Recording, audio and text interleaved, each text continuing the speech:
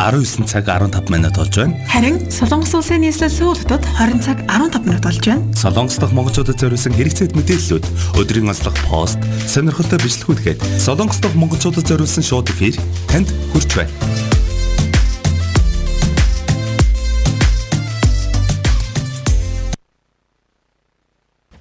Нэвтрүүлгийн хамтран ажиллагч Ирээдүгэ бүтээ Хүлэг Резиденс борлуулалтын албаны утас 99.6 40 50 88 63 49. Та бүхэнд өрөмдөг үргээ Солонгосын тухай бүгдийг мэдээлэх Солонгын орны нэвтрүүл маань хөтлөгч Чимбат. Хөтлөгч Чанцалдуулан ажиллаж байна. За тэгэхээр нэвтрүүлгийнхаа эхэнд өнөөдөр өрх мэдээллийнхаа товчийг танилцуулъя. За тэгээд та бүхэнд өнөөдөр өмнөд Солонгос улс дахь улс дэлхийн сансрын гүрэн боллоо гэсэн мэдээллийн дэлгэрэнгүй хүргэн. За мөн сарамчны цэцэг өвчин Солонгос улсад бол албан ёсоор бүртгэгдсэн мэдээлэл. За ер нь нэлээд онцлог мэдээлэл бэлдсэн байгаа. Тэгээд мэдээлэл хүрэхдээ та бүхэнд танилцуулаад явчих. За өнөөдрийн онцлог пост маань Солонгос дахь монголчууд маань шүдний эмнэлэгт бас үнэгүй үйлчлүүлэх боломжтой болсон байна. Энэ постыг дэлгэрэнгүй хүрэхээр бэлдсэн байна. Өнөөдрийн бичлэг маань Ёнэж Хамгён гэдэг одоо Солонгос хосуудын асуудлыг ярилцдаг юм нэвтрүүлэг байдаг. Энэ нэвтрүүлэгт явуулсан нэг 2 хос тохиолдсон түүхийг та бүхэнд хаваалцаар бэлдсэн байна. За тэгэхээр миний мэдээллийн хувьд юмны үн их өснөөс шалтгаалаад хүнсний ногоог ширхэлж зарах болжээ гэсэн мэдээллийг хүргэх байна. Постын хувьд баяртай багш нь байртай болохоор Солонгос явлаа гэсэн постыг онцлог хүргэх болно. За мөн нэвтрүүлгийн хамтран ажиллагчаа танилцуулъя. Нэвтрүүлгийн хамтран ажиллагчаар Ирээдүгэ бүтээ Хүлэг Резиденс сотхон болон анагаахын шинжлэх ухааны үндэсний их сургуулийн нийгмийн эрүүл мэндийн сургууль хамтран ажиллаж байна. Ингээд нэвтрүүлгийн цагаар мэдээллийг хүргэж хажууд 24 эмтэй цэлмэг, бусаад 23 эмтэй үйлрэг байгаа маань. За яг одоо Сөүл нэмэх 27 эмийн дулаан, өнөөдөр өдөртөө нэмэх 31, шөнөдөө нэмэх 21 эмийн дулаан. За түр зүрийн бороотой байгаа юм байна. Өнөөдрөөс эхлээд бас борооны улирал эхэлж байгаа учраас та бүхэн маргаашаас эхлээд одоо шүхэр зоонтгоо бас авч яваарай гэж сануулмаар байна. За үргэлжлүүлэн ханшийн мэдээллийг хүргэе. Хаан банкны албан ёсоор бүгд Солонгос улсын вон 2.42 мөнгө, бэлнээр авах нь 2.26, бэлэн бусаар авах нь 2.34, зарах нь 2.46 байгаа юм байна. За тэгэхээр нэвтрүүлгийн сонь санаа уулздаг байгаа. Хөтлөгч Чимбат хаар маань болон сонсогчдоор маань сонь сайхан юм байна. За өнөөдөр бас нэлээд завгүй байж байгаа сая хальт гадагшаа гараад ирсэн их гоё тийм түр зүрийн бороо ороод одоо агаар чигний өнөртэй тэгээд гадагшаа гараад ирсэн их гоё сэрэгчлээ жоохон нойророо сууж ирсэн. За тэгээд өнөөдөр бас манай MJL радиог орон нутаг хуудсан дээр орсон байсан юм групп дээр одоо эсэлтийн ерөнхий шалгалт өгч байгаа дүүнэртэй эхлээд 6 сарын 22-ноос одоо үнгүй зорчоорой гэдэг юм хөвсгөлийн групп дээр байгаа ийм постыг бол оруулсан байсан. Тэгээ эсэлтийн ерөнхий шалгалт ер нь ихсэнтэй холбоотой надад бас одоо бид нар нэг их Монгол төдийлөн яригадаад байдгүй 10 жилийн хүүхдүүдэд төгсөж яхад нь анзаардгүй. Одоо жишээ нь намайг эсэлтийн ерөнхий шалгалт өгч явах үед бол манай ээж аа баг ажилтаа байсан учраас шалгалтаа өгж байгаа ш мэдээгүй 2 хоног хагуур яваад байгаа ингээ загнуулчихсан түүх бас байдгийн.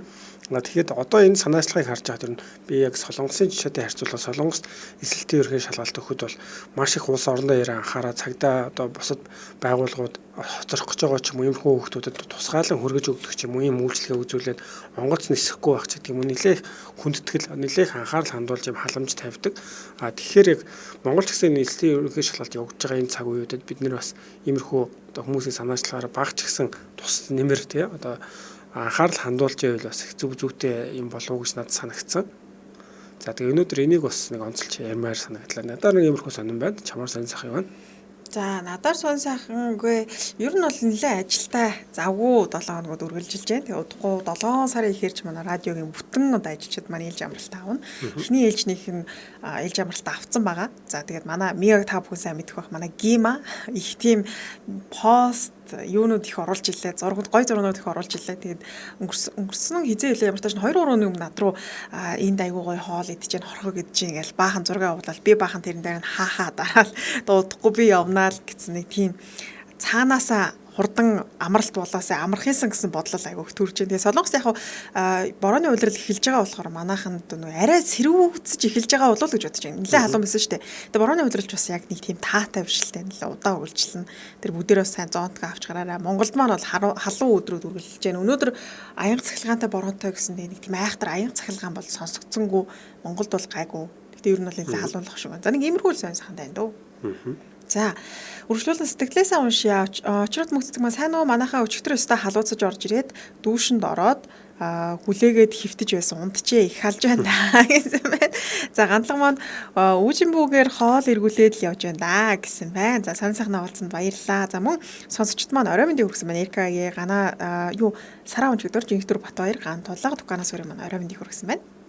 За бүгдээрэнд орой мэндийг хүргэе. За тэгэхээр эхний мэдээлэл хүргэе. Өнөөдөр Солонгос улс дэлхийн сансрын гүрэн боллоо гэсэн мэдээллийг Icon цэгийн дээр тавигдсан байсан. Тэгээ би мэдээлэл яагаад онцсон бэ гэхээр өчигдөр бас их том үйл явдал болсон. Өчигдөр буюу мягмар гарагт өмнөд Солонгос улс дотооддоо бүтээсэн нүрий гээд пуужинг сансарт амжилттай хөргсөн баа. За энэ пуужинг өмнө нь уг нь миний санджаар нэг 10 дугаар сард байсан бол 12 дугаар сард хөөргсөн. Гэхдээ амжилтгүй болсон л та. Тэгээ солонгосчуудын хувьд техник технологи за дээрээс нэмэгдээд сансрын пуужинг нисгэх гээл маш олон төрлийн зүйлсүүдийг бол ингээд хэрэгжүүлж байгаа. Тэгээ 3 уншигттай нүрий пуужинг өчигдөр үдээс хойш тус улсын өмнөд эргээс холгүй жижиг арал дээр оршдог Наро сансрын төвөөс хөөрсөн. За тэгээ улмаар 14 минутын дараа 700 км өндөрт хүрснийхээ дараа туршилтын хиймэл дагуулыг дэлхийн тойрог замт бол амжилттай байршуулсан байгаа. За өмнө нь тэг бүтлгүүтжсэн энэ удаад амжилттай болсон. Тэг нэлээд солонгосчуудын баяр хөөртэй мэдээлэл байгаа. Тэг өмнөд Солонгос улс маань 1 тонноос дээш жинтэй хиймэл дагуулыг тойрог замт хүргэж чадсан дэлхийн 7 дахь улс орн болж байгаа. Америкийн нэгдсэн улс, Улсын холбооны улс, Хятад, Япон, Европын холбоо энтгэхийн дараа түүхэнд бичигдэж байгаа гэсэн үг л дээ. За тэг өөрсдийн хөгжүүлсэн технологийн тусламжтай сансарт ачаа тээвэрсэн дэлхийн 10 дахь улс болж байгаа гэсэн үг. Тэгэхээр солонгосчуудын хувьд нүрий пуужинг 4 дахь удаа сансарт хөөргөх ба за 2030 он гэхэд сарлуу судалгааны станц илгээхээр төлөвлөгөө гаргацсан. Ер нь бол ийм урт хугацааны төлөвлөгөө гаргацсан байгаа.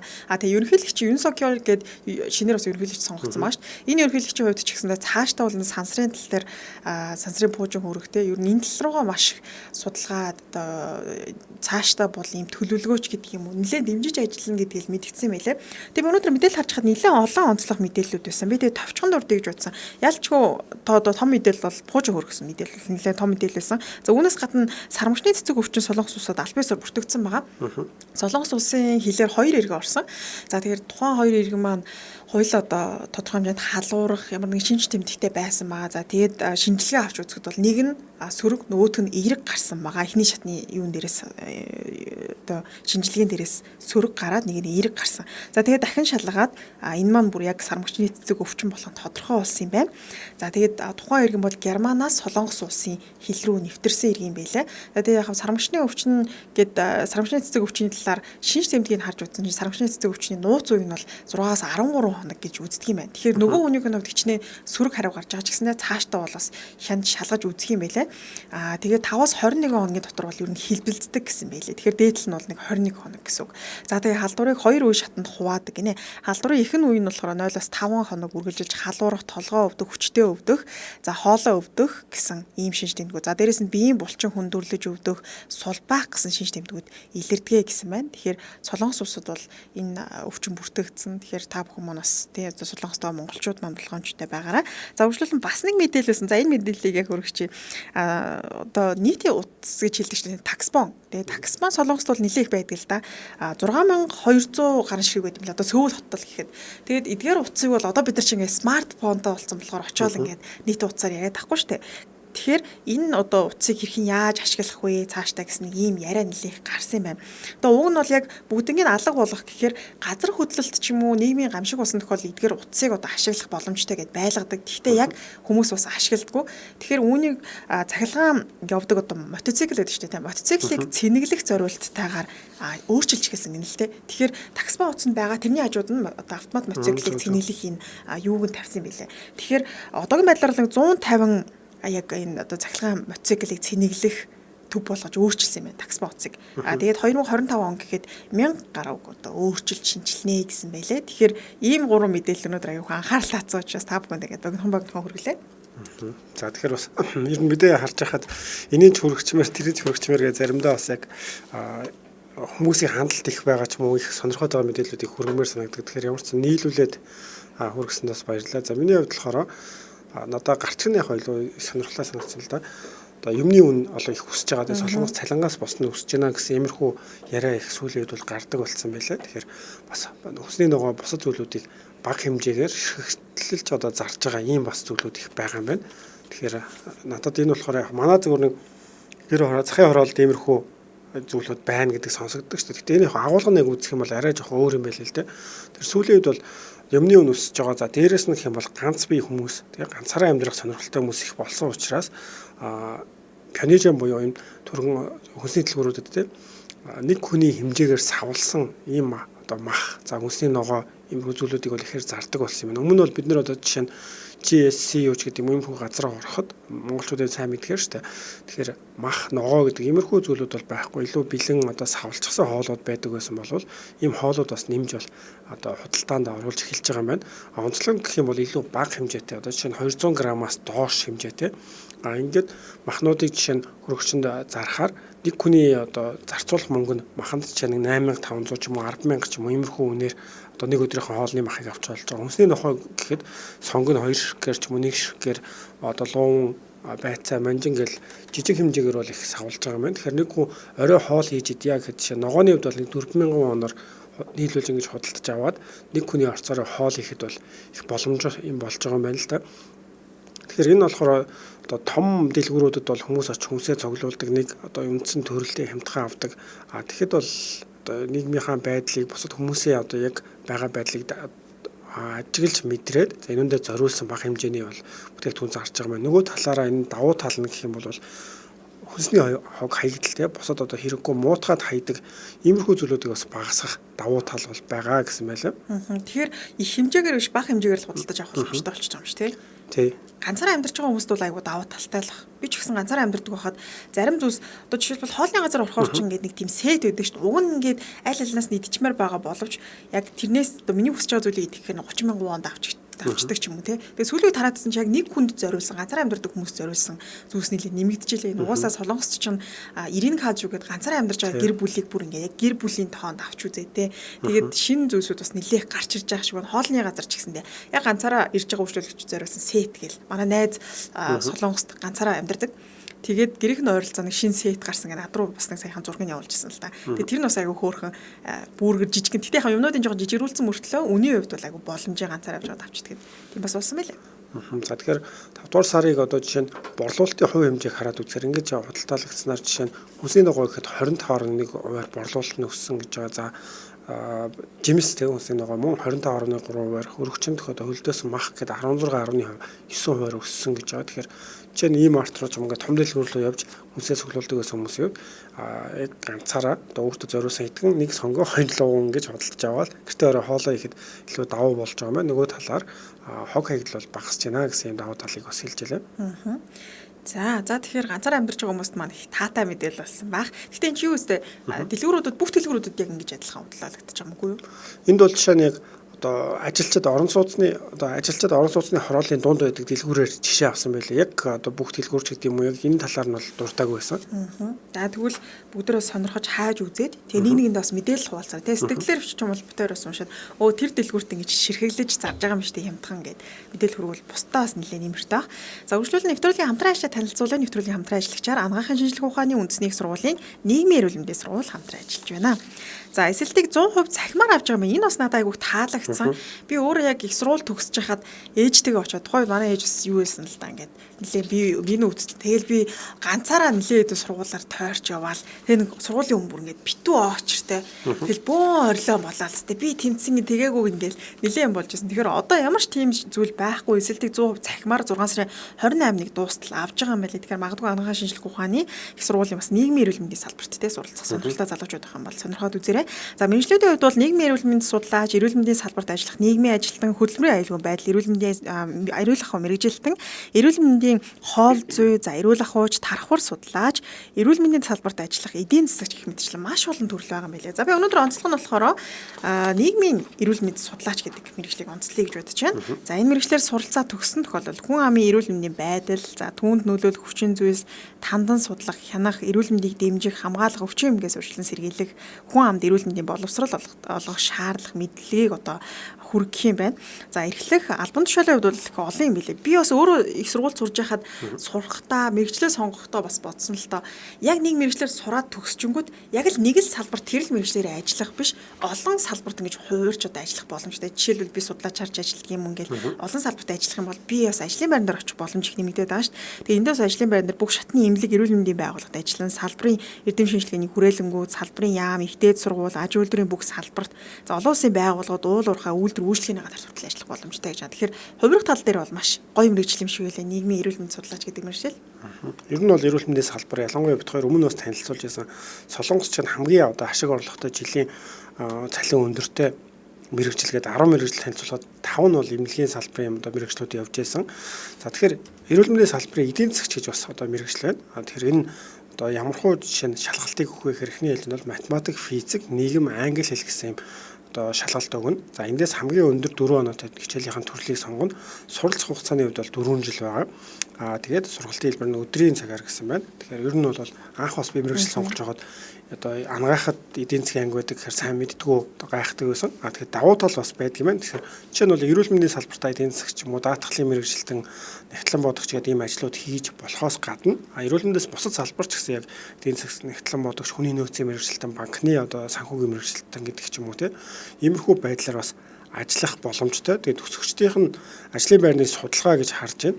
Энд болохоор 90% мэргэжлээрээ ажиллаад 100% бол ажлын байраар хангагдсан гэж байна. Тэгэхээр ер нь бол энэ төгсөгчдийн 47% нь аймаг дүүргийнхаа нэгдсэн эмнэлэг одоо төв эмнэлэг төрөлцсөн мэргэжлийн эмнэлэгт бол ажиллаж байгаа юм байна. Тэгээ эрүүл мэндийн газарт 11%, эм ханган нийгүүлүүлэх байгууллагата 11 гэх мэтээр одоо энэ газрууд бол ажиллаж байгаа юм байна. За мөн гадаад харилцаа оюутан солилцооны хөтөлбөрт бол орон орны те Солонгос, Голланд, Финланд, Тайван, Америк сургуулиудтай бас бакалаврын хөтөлбөрт одоо нэг семестр суралцах ийм боломжуудыг бас олгодог юм байна. За ингээ холбогдох утасны дугаарыг танилцуулъя. 88 Тэг 6 Тэг 6 Тэг 65 гэсэн дугаарлуу та бүхэн холбогдоод дэлгэрэнгүй мэдээллийг аваарай. Ингээ нэвтрүүлгийн хамтран ажиллагчаар анагаахын шинжлэх ухааны үндэсний их сургуулийн нийгмийн эрүүл мэндийн сургууль хамтран ажиллаж байна. За тэгэхээр үргэлжлүүлээд хоёлаа постыг хүргэлээ. За тэгээ дараагийн постны хувьд нүүдэлчин монголчууд группээр орсон байлаа. Сонми гэдэг интернет хэрэглэгч оруулсан байсан. Солонгостой гадаад ажилчдыг дэмжих төвөөс гадаад иргэдэд зориулсан үн төлбөргүй явуулын шүдний эмчилгээг өнөөдрөөс эхлэн 2022 оны 12 сарын хүртэл сар бүрийн 4 дахь болон 4 дахь ням гарагт хийх болсныг мэдэгдэе.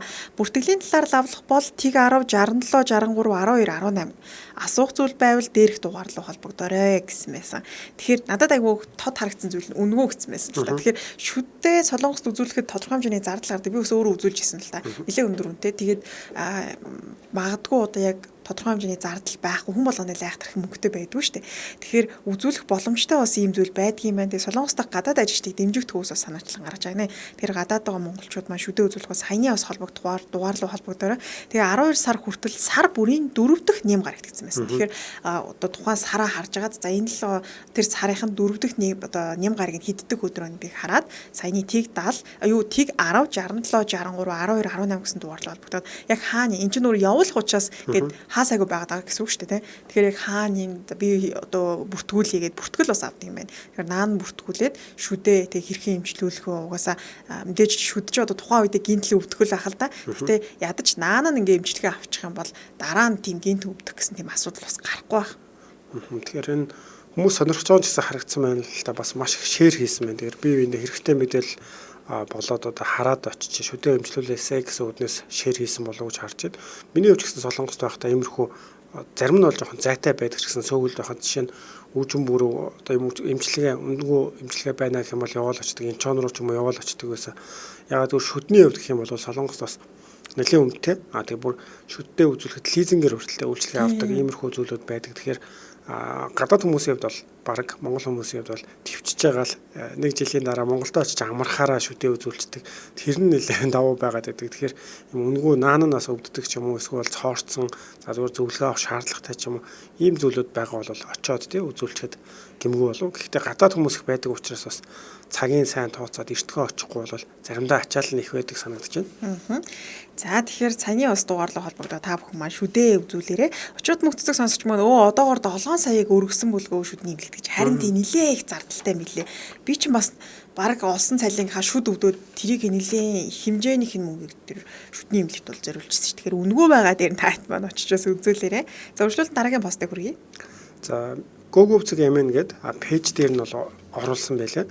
Баяртай багш нь байртай болохоор Солонгос явлаа гэдэг. Энэ бол 6 өдрийн өмнө оруулсан юм байлээ. Би дээр бас нэг харж байсан. Тэгэл доор нь хүмүүс их сэтгэл бичээ шеэрлээд байгаа учраас дахин харагдаад тэгээ Солонгостой холбоотой болохоор бас танилцуулъя гэж бодсон. Тэгэхээр энэ нийтлэлийн агуулга нь бол ерөнхийдөө хүмүүсийн гутлын зургийг аваад одоо тэрүүнтэй холбоотойгоор юу бодож гин юу те юуны тухай зорж гин гэдгийг нь бол дэлгэрүүлээд мэдээлэл оруулдаг юм байлээ.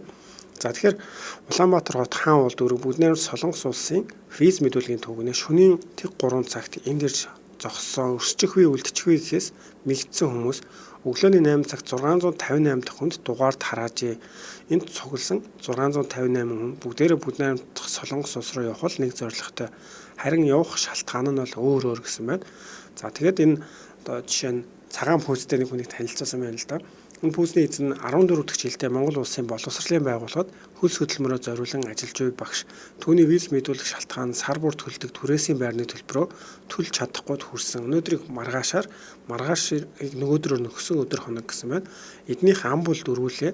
Эхнэр нөхөр хоёулаа мэрэгчлэрээ ажилладаг ч гэсэн хүүхдүүдэд шинэ хувцас авч өгөх боломжгүй. Юмны үн арай их үнэтэй байна гэд одоо жишээ нь 14 хоногт 15 хоногт 250 мянга, заримдаа бүр сард 500 мянгаар мах худалдаа авдаг. Үүн дээрээ нэмээд одоо байрны сарын түрээс нь 650 мянга. Тэгээд уг нь ингээд амьдарч байсан юм байна. Сүүлийн үед бас юмны үн өссөн гэдэг шалтгаанаар байрны түрээс нь нэмэгдээд 1 сая төгрөг болно. Боломжгүй бол дараагийн айлд одоо байраа сулж өгөө гэсэн иймэрхүү шаардлагаас болоод за нөхрийнхээ хамт 3 сарын хугацаанд бүгд Солонгос улсад очиод ингээд ажил голохгүйгээр ажил хий гэж төлөвлөж байгаа юм байна. Тэгээд шавнараас нь бол хүрээд ирээ ямар ч юм танд ажил байраа чи олоод өгөө гэд нэг иймэрхүү байдалтайгаар угтаж байгаа гэсэн байна. За тэгээд өөр бас гэр бүлийн жишээнүүдийг авсан байлаа. Зарим нь бол яг гэр бүлэрээ аялаад тэ Солонгос улсыг үзүүлчих их гоё цэвэрхэн газар байдаг гэд зарим нь болохоор одоо сургууль сурахаар төлөвлөж байгаа. Гэхдээ одоо банкны баталгаа байхгүй учраас виз гаргахгүйд нэргэлж чинь гэд иймэрхүү янз бүрийн зорилготой хүмүүс бол сүүлийн үед Солонгосыг одоо зорихоор шөнө оройгүй одоо хонж очирлоо дугаарлаад ингэж бол виз мэдүүлж байна гэдгийг бол товчхон энд бол дурдсан байна. Тэгээд 3 сарын одоо виз ч уг нь аялал жуулчлалын виз ч очиод амарч аялах ёстой л доо. Тэгэхдээ нөгөө талаараа тэгэл ойлгохтой шүү дээ. Яалтч үнэхээр тийм байгаа тийм мөнгө нь одоо шаардлагатай байна, тулгамдаад байна. Тийм зорилготоос очиж байгаа хүмүүс нэлээд л байх шиг байдаг. Тэгэхдээ гол зүйл нь анхаарах зүйл нь харлахгүй л байх хэрэгтэй. Тэгээ харлчих юм бол дараагийнхан тий би надаас гадна одоо очих хүсэлтэй зөндөө хүмүүс байгаа.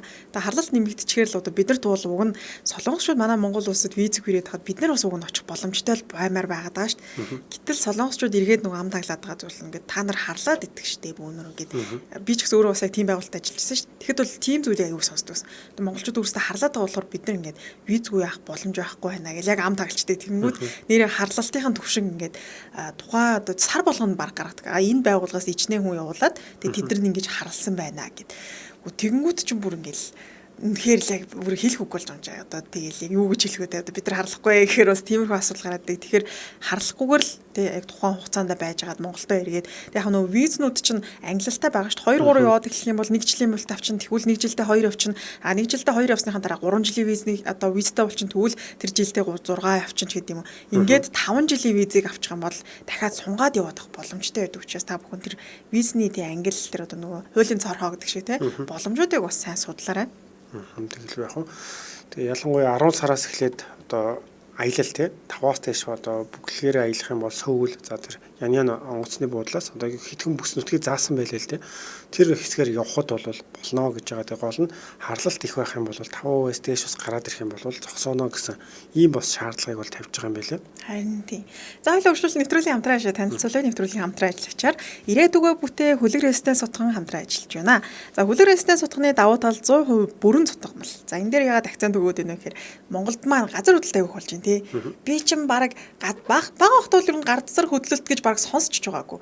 Тэгээд одоо болохоор ажил дээр хүртэл ингээд дээр газар хөдлөсөн чинь баг ингээд ширээ мэдрэгдээдсэн л та. Тэгээд одоо бас гэртээ ингээд газар хөдлөлтийг бүр ингээд мэдрэх хэмжээний болж байгаа гэдэг чинь нэлээ их зүйл өөрчлөгдөд байна гэсэн үг. Тэгэхээр бүрэн сутгамал гэдэг маань газар хөдлөлт тий төсвөртэй тал дээр боломжтой гэж бодож байгаа. За тэгээд цэвэр агаарт сургууль цэцэрлэг үйлчлэгээний талбай төвлөрсөн автобусны буудлын автотээврийн төвдөг ойрхон гэж байгаа. Тэгээд би ч өөрөө автобусны үнэн ч хэрэглэгч учраас автобусны буудалтайгаа ойрхон байна гэдэг бол айгүй чухал. Тэгэхгүй бол хол байх юм бол тэгэл автобуснаас боо гэрлэг алхаж бөө юм болно шүү дээ. За урьдчилан Чимбах манаас мэдээлэл өргөх баг. За тэгэхээр хаягийн хувьд болохоор хөлөг резиденс маань хаан уул 4-р хороо арцдын ярамгийн эмнэлгийн одоо баруун талд гэж байгаа. Тэгэхээр одоо эмнэлгийн баруун талд гэхээр мэдээж хүмүүсийн хамгийн их одоо хэрэгтэй байдаг зүйл нь эмнэлэг сургууль ер нь тэг ялангуяа хүүхэдтэй байх хүмүүст бол энэ хамгийн шаардлагатай байдаг. Тэр ямар ч эмнэлгийн бол баруун талд байна. Мөн 63 дугаар тусгай сургууль хажууд нь за улсын сургууль цэцэрлэг эмнэлэгт бол ойрхон гэсэн байгаа. Шинэ суурьшлийн бүсэд үн цэнээ алдахгүй. За тэгээ мөн одоо үнийхээ хувьд гэх юм бол за та зээлээр бас төлж болно. Гэх юм бол 50%-аас одоо дээш төлөлт хийчих юм бол 2 жилийн хүүгүү зээл гэж байгаа. Тэгэхээр хүмүүс бас нэг 6%, 8% гэж хөөцөлтөө тэр бас нэлээх асуудалтай бүтэхгүй ялангуяа гадаад хүмүүс чинь шаардлаганд нийцэхгүй байгаа гэдэг шүү дээ. Тэгэхээр ийм бас боломжийг олгож байна. 30%-аас дээш төлөх юм бол 2 жилийн хүүгүү зээл нь 2,800,000 төгрөг. За тэгэхээр хямдралтай үнийг бас одоо зарласан байгаа. Энэ болохоор давхруудаасаа шалтгаалаад баг зэрэг өөр байгаа. 2-6 давхар нь метр квадрат нь 2,190-ээс 2,190,000 одоо 7-оос 13 давхар нь 2,290,000 14-өөс 16 давхар нь 2,490 гэж байгаа. Бид дээр бас нэг вон руу жоохон хөрвүүлж үтсэн. Тэгэхээр та жишээ нь 43 метр квадраттай одоо 2 өрөө байрыг авъя гэхэд нэг тооцоол хийж үзсэн чинь сардаа та сая 500 одоо 66,000 воныг төлөөд авах юм бол 2 жилийн хугацааны дараа 2 өрөө байртай болчих. Ийм боломжийг бас олгох юм байлээ. Тэгэхээр цалингаасаа ялангуяа цаашаа хийгээд юм эсвэл хоёулаа байдаг бол нэгнийхээ цалингийнхаа оруулаад ингээд бол үл хөдлөх хөрөнгөтэй болох боломжийг бол олгож байгаа. Холбогдох утасны дугаар 99.6 40 50 99.6 40 50 гэсэн дугаарлаа холбогдоорой. За линк нь аль хэдийн манай сэтгэл хэсэгт бас орсон байна. Тэгэхээр та бүхэн хүлэг резиденс борлуулалт гэсэн Facebook хуудас руу ороод мэдээллийг бас авах боломжтой байгаа шүү. За ингээд нэвтрүүлгийн хамтран ажиллачаар ирээдүгөө бүтээх хүлэг резиденс утган хамтран ажиллаж байна. За үргэлжлүүлэн хоёлаа юу вэ? Баланс гейм бас тоглоё тий. За өнөөдрийн баланс геймийн асуултыг шууд танилцуулчих. Та бүхэн бас нэлээд олон дугаар дээр хэлсэн учраас тоглоомоо тайлбарлахгүй шууд эхэлчихье. За нулимс маань алмаз болж хуурах. За эсвэл шээс маань халтуулж хуурах гэсэн хоёр зүйлээс аль нэгийг сонгох нэ. За тэгээ сонгосныхаа дараа яагаад сонгож байгаа гэдгийг мэдээж тайлбарлах хэрэгтэй. За манай сонсогчдын хувьд бол сонгол. Надад бол энэ дээр их бас эргэлзэх зүйл бол гайгүй асуулт байна. Шээс минь алтгуулах гэсэн энийг бол сонгох юм байна. Нөгөөт нь болохоор кино байгаад байдаг штэ бас тий. Нулимс нь уйлахаар ингэж алмаз болдог. Тийм солонгосын бас хөөрхөн кино байдаг. Гэхдээ зүгээр эрэгтэй хүний хувьд бол нулимс нь одоо уйлж гарч ирээ тэрийг алмаз болгоно гэхээр бол мөд олдохгүй байхал гэж надад хамгийн түрүү санаанд орлоо. Тэрний оронд өдөр болгон бийцсаал алттай болоод энийг нь бол сонгохоор юм байна. Би болохоор нулимс маань алмаз болж хуурахыг сонгоно. Тэгээд шээс маань хэрвээ алтуулж хуурах юм бол тэр чинь тэгээд алтмалтаа ялах гэж бас нэлээд болох байл гэдэг чинь өөр юм бийцэх юм яа. Тэгэхээр тэр чигээрээ л алтуулаад байхгүй. Тэгэхээр надад бол ихнийх нь нулимс маань алмаз болж хуур. Тэгээ нэг сайхан нэг юм солонгос юм дээр гардаг штэ. Лусын дагн илүү. Лусын дагн яг ингээ хүмүүс ертөнцид ирээд тэгээд тэр лусан дагны нулимс нь алмаз болдог юм байна л да. Тэгээд нилээн твчж байгаа дуйлах юм бол тэр нь аюугаа алмаз болдог. Тэгээд нэг гунигтай ч үлээ кино тавьчингуудаа ингээ доор нь уут ингээ угалцсан чихнээсээ доошоо ингээ донжуулсан. Тэгэл уйлал нөгөө алмазнууд нь дараа нь стай нилээ их үнд орж байгаа гэд. Тэрнтэй адилхан сайхан уянгын кино үзэл нэг сайхан уйлал тэгээд тэрийгэ зараал гоо амьдрээд иж болох юм шиг санагдаад шүү. За тэгэхээр Жошуа бол дотроос надтай санал нэг байх шиг байна. За тэгээ бусад сонсогч манаас нулимс маань алмаз болж хуурхан зүгөрөө эсвэл шээс маань алтуулж хуурхан зүгөрөө гэсэн байна. Уйлахаа хүмүүс алмазыг сонгох хаа гэсэн. Би бол тэгтээ аягүй уйлахаа шүү. Сөвчинг маань нулимсаа гартал инээгээд алмазаа авъя гэсэн байна. За очрот мөгцөг алмаз гэсэн байна. Юу алт гэсэн байна шүү, алт гэсэн байна. За санаа мужид орч маань алмаз нь нулимстай болно гэсэн байна. Тэгтээ аягүй гоё биш ингээл уйлсан чи алмаз гоочлаа. Тэгэд яг сонгон ирчээл уйлаад байгаа юм. Тийм сонгон ирчээч гэдэм. Ер нь бол уйлахад аягүй олон гоё арга байна. Гэхдээ надад бол мэдээж уйлах ч юм бол зовлонтой. Тэрний оронд ямар ч санаа зовхгүй. Тэгэл хоёр дахь нь сонгохоор юм байна.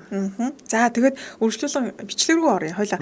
Дээр нөгөө бичлэг рүү орох гэсэн чинь цаг маань бас аягүй хурдан дуусаад байсан. Тэгэхээр өнөөдөр та шууд эхлээд танилцуулчих. Би сүүлээс нь танилцуулах уу. За тэгэхээр энэ хоёр хосын түүх байсан тий. За энэ түүхийн хувьд гэх юм бол одоо миний хувьд бол нэлээд л тийм эмхтэй хүн нь нэлээд одоо яаж даварцсан гэх юм уу гэж хэлэл жоохон онцгой байж магадгүй л дээ. Гэхдээ ямар ч сан ерөөдөө танилцуулах юм бол 27 настай эрэгтэй хүн энэ цагийг бол илгээсэн байгаа. Одоо найз сүүтэйгээ нийтдээ 5 жил одоо үерхэж байгаа. За тэгээд сүүлийн үед ямар асуудлууд тулгараад байна вэ гэсэн чинь эхнийх нь бол тэгж байгаа. Зургаар юм гарн дээрээ шивээс хийлгэсэн одоо харах юм бол 2 эрвэхэнээр юм шивээс хийлгэсэн зүйл явуулж байгаа. Тэгээд мэдээж юу вэ гэдээ асууж байгаа тийм. Тэгсэн чинь энэ шивээс хийлгэсэн ингээд Гэсэн чи яагаад вэ? Чи өмнө намайг шивээсний тухайлаа шивээс хийлгий гэсэн чи ерөөсөө бараг хараал хэлээд авах сонирхгүй байсан шүү дээ. Тэгсэн чи би харин шивээс хийдэг хүнтэй танилцаад ингээ яриад үзсэн чи их сонирхолтой болцсон. Одоо энэ их гоё юм байна гэсэн зүйл хэлээд тэгээд найзлуугийн хувьд мэдээж одоо огт үзэхгүй байсан юмыг харангуудаа жоохон сэтгэлээр унаад за тэгээд нэг иймэрхүү ер нь хэд хэдэн жишээнүүд гарч ирж байгаа. Найз залуугийнхаа сэтгэлийг гонсойлгосон. Тэгвэл үргэлжлүүлж танилцуулсан. За тэгээд хоёр одоо хосын л яриа л да. Тэгээ хоёулаа чацуу 27 настай. Нэг нь 5 жил үргэлж байгаа юм байна. Хоёулаа үргэлжлэхэд нэлээд бас удаж байгаа. Тэгээд найз сүхүүн ингээл найз залуутайгаа одоо уцаар ч гэдэг юм ингээл чатаар юм бичгтэйл гинт ингээл найз сүхүүн хаа нэгтэй айгу сонин хийгээ явж идэг. Тэгээ нэг удаа утас нь ингээл байнга дуурайсан байла найз зөвхөн утас тэгэл гахал найз л яагаад удаан утас нь байнга дуурайд юм болоо гэ найз зөвхөн утсыг нээсэн чинь дотор нь тэрийн унжаан гэдэг маань солонгост одоо дуудлагаар тий одоо согтуу хүн одоо толторхой хэмжээний алкол хэрэглэсэн байх юм бол тий дуудлагаар очиж ингээл машин барьдаг ийм аппликейшн суулгацсан. Тэгээд нөгөө найз л гахаад үгүй чи ажиллаа хийж байгаа үстэй яагаад ингээд дуудлагын таксинд байгаа юм бэ гэж асуусан чинь үгүй би яах вэ тэгэл бас гоё туршлагатай болмоор шүү дээ шинэ зүйл хийж үзмээр шүү дээ би нэг өдөртөө 4 удаа дуудлагатай яваад бүр 80,000 вон олсон шүү дээ гэл аюу гайхуулж ярьсан гинэ. За тэгээ энэ мэтчлэн ингээл найз хүн аюу сонь хийгээл явааддаг. За дараа нь найз бүсгүүнээс аялалд явна гэд тэгээ алга болсон юм байл та 2-3 хоног. Тэгэл нөгөө залуу маань гайхал гэнч одоо ингээл 2-3 хоногор утас нь холбогдохгүй алга болчихоор ямар сони юм бэ гэд.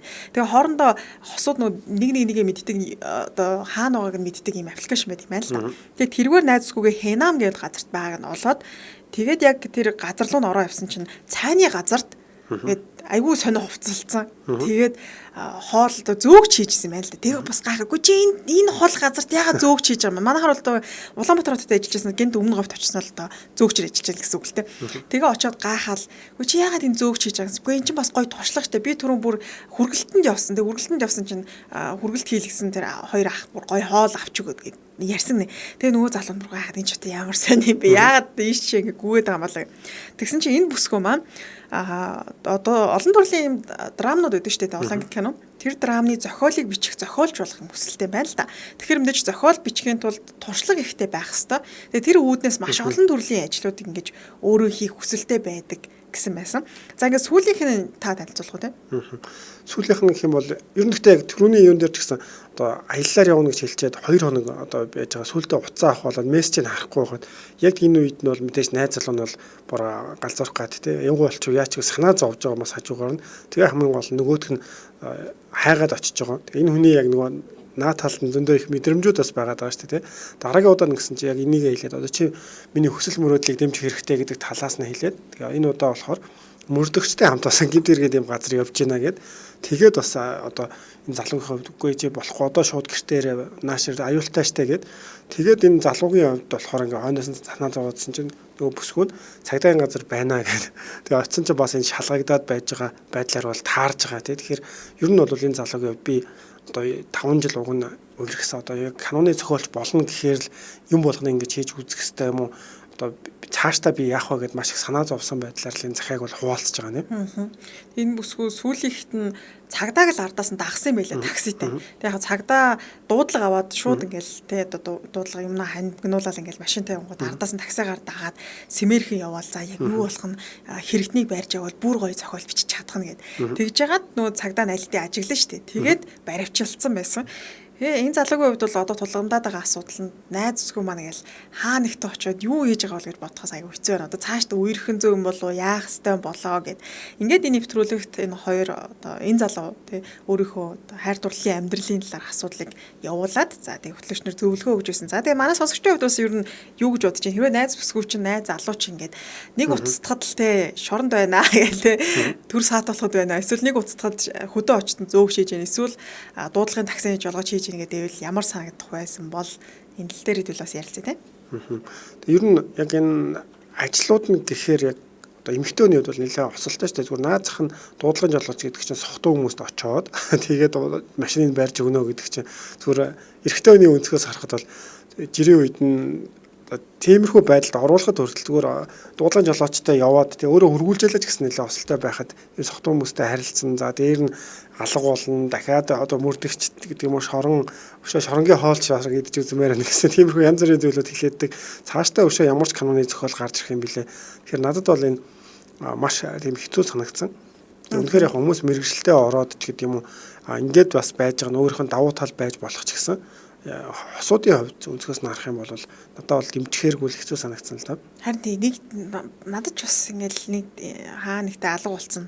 Тэгээд хөдөө явчаад аялалд явна гэж хэлчихэд ажил хийгээд тэгээд утас нь холбогдох 2-3 хоногоор бас хэцүү л баг л та. Очроод мөнгө цэцэг сонсогч маань хөөх мэрэгжилтэй үнэнч ажиллах хүсэлтэй эмэгтэй байх нэ гэсэн бол сүгчмэг хээ хөгжилтэй юм шиг төгшүүртэй юм шиг төвөгтэй амьдрал вэ гэж бас явуулсан байна. За Жошуа Болдотор сонсогч ингэж амьдрах гэж юу байсан юм бэ? Сал гинэ. За тэгэхээр нэвтрүүлэг өндөрлөх цаг маань бас болсон байна. Бид гуравтаа хамт байсан бүх сонсогч нартай маш их баярлалаа. Ингээд нэвтрүүлгийн хамтран ажиллагчаар анагаахын шинжлэх ухааны үндэсний их сургуулийн нийгмийн эрүүл мэндийн сургууль за мөн ирээдүгөө бүтээх хүлээрэснээ содхон хамтран ажиллалаа. Маргааш өдрийн дэлхийн монголчууд нэвтрүүлгээр иргэн уулзлаа. Түр баяртай бүгдээ оройг сайхан өнгөрүүлээрэй. За түр баяртай. Нэвтрүүлгийн хамтран ажиллагч ирээдүгөө бүтээ хүлэг резиденс. Борлуулалтын албаны утас 99 6 40 50 88 63 49 49. Нэвтрүүлгийн хамтран ажиллагч анагаахын шинжлэх ухааны үндэсний их сургуулийн нийгмийн эрүүл мэндийн сургууль 6 төрлийн мэргэжлэр эсэлт авч байна.